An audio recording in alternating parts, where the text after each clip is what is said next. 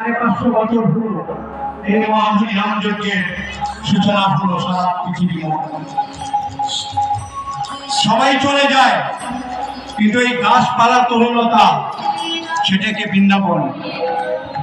তাই আমাদের জীবনটাকে এমন একটি জায়গায় নিয়ে যেতে হবে যা ঝড় তুফান সমস্ত ভেদ করে এই জীবনটাকে সেইখানে নিয়ে একমাত্র হরিনাম। আজকে হরিনামের কথা শুনলে সবাই আনন্দ পায়।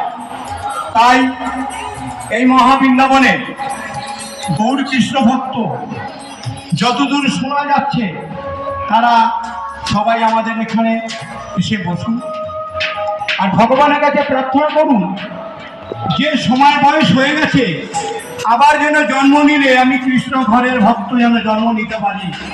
কেন 3 ভাগ চলে গেছে জীবনে, আর একটি ভাগ শুধু অন্ধকার দেখছে।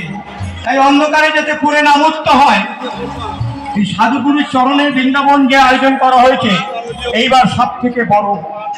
কেন ভক্তের হৃদয় যখন সকলে দুহাত তুলে হরিনাম করে সেই আসলে কোনদিন অভাব হয় না।